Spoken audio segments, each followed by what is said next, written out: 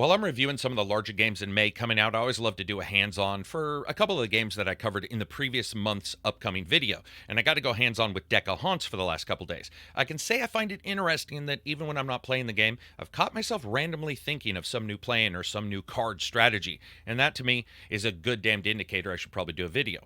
Deck of Haunts is coming May 7th from the developers Mantis.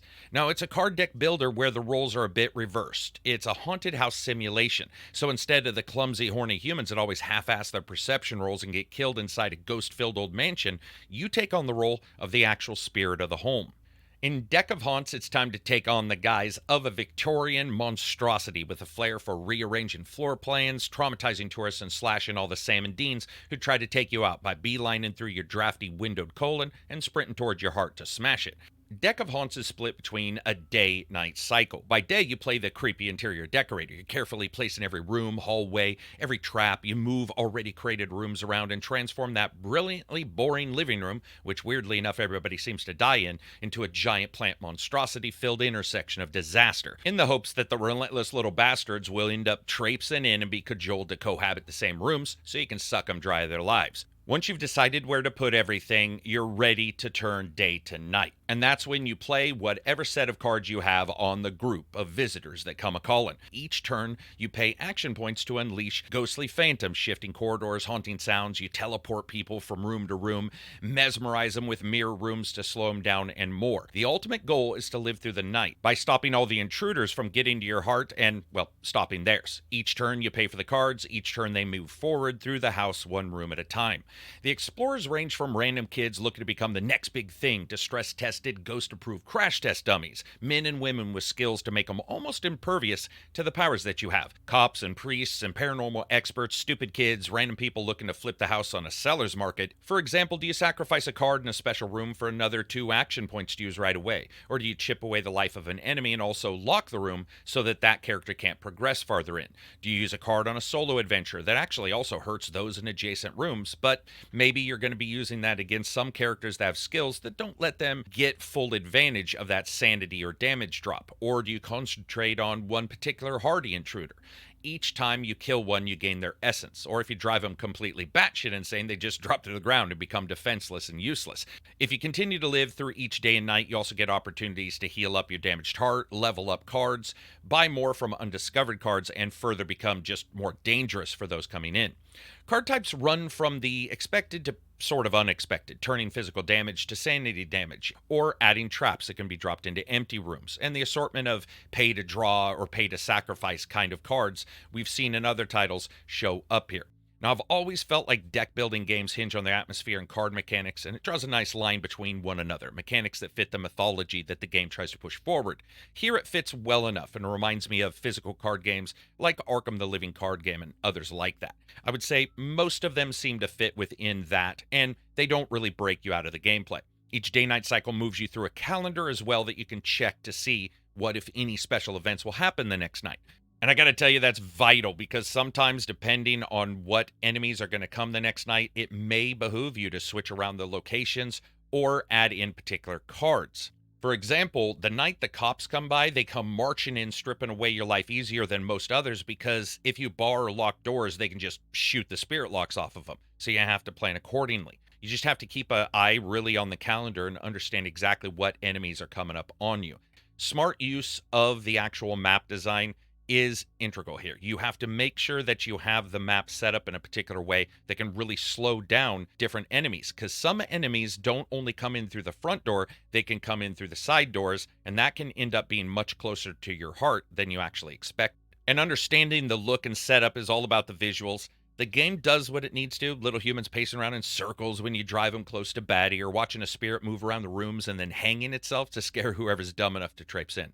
The card art itself is about what you would expect. It's not hyper detailed, but it's instead more atmospheric, bold gothic colors, and a rougher expressionist style mixed together. And it works quite well when identifying a lot of the cards after an hour or two just by looking at them.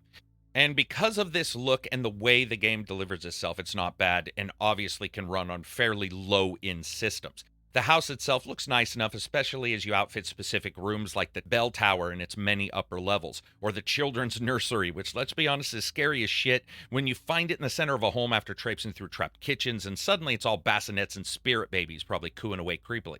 Deck of Haunts isn't the prettiest or most detailed looking game, but almost everything here fits the actual atmosphere and works well to give you some information. When you look up in the top right, sometimes it can be difficult when you have a ton of characters in the game to actually understand which one you're looking at, and clicking on that will give you that data, but I just think visually there's a little bit of a difficulty to parse in some of the smaller areas. What's not difficult to parse is their idea of how to deliver this sonically. So when it comes to the sound, first I gotta say the munching in the menu like a Pac-Man survival game, chewing through an apple, was a bit weird, but when you dive into the game proper, I did like the atmosphere, all the creaking and shifting and moaning, as well as the echo on the card choices, like your spirit in the attic choosing from a deck and you can hear those scratching and reverberating. Or the heavy bass and shifting cracks when you lock a room down and cover it with spectral chains. There's not a lot here, but what is here works, and I like it. Also, the same goes for the music. There aren't a ton of tracks, small piano ditties and low key plays out or short arrangements with strings. It's all a general dark and depressive music tone with some of the occasional stingers when you play a card. Now, when it comes to the voice, there is none. Okay, I actually lied a little bit there. There's some whispers and voices that say things that seem to make sense, but are just occluded enough to sound scary when you slice away a bit of some character's sanity. There were good effects overall, but not specific voices in the way you might appreciate them. Now, when it comes to the fun factor, there are some aspects of this game that I really like. I like the flip of the atmosphere in the same way Dungeon Keeper made you the controlling investor in a series of kill tunnels for heroes. The haunted house element works here. It's almost like a Supernatural episode where they followed one of the bad guys. You start to feel this awesome motivation as one more super teenager traipses into your guts, and you begin to feel like you need to find the most efficient way to kill them.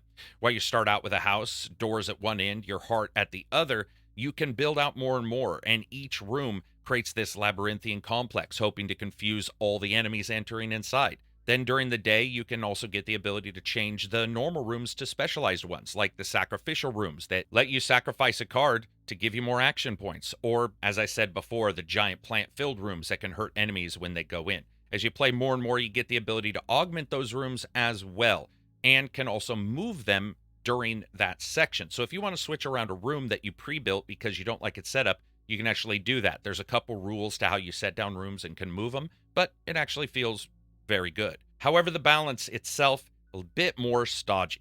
Building rooms can be a little bit odd, especially as there really isn't a mechanic when it comes to movement in rooms dependent on particular size, meaning a one square room with doors is more useful than a large room, as the investigators cross both of them in that one turn. This makes building a bit more hodgepodge as you maze fuck the investigators into some twisting and twirling puzzle of one room, door heavy mazes. Also, there's some confusion that can crop up, like how to use some of the special room's abilities when you buy their cards. You'll build out a room and go, you know what, this thing isn't useful, it's not really working, and then find out that technically you need a card to activate that room. That being said, I did spend about, 6 or 7 hours in this across a couple days, and found myself actually thinking about it, as I said, outside of the game. I did have some crashes, though. I had 4 that were DirectX crashes. Initially thought that they were the new drivers for NVIDIA, rolled it back, and unfortunately did still have. My worry here, though, is towards the long tail of the game. What add-ons they may put in, what new cards, what balancing, and for God's sakes, maybe some clarity on some specific use cases of some of those rooms.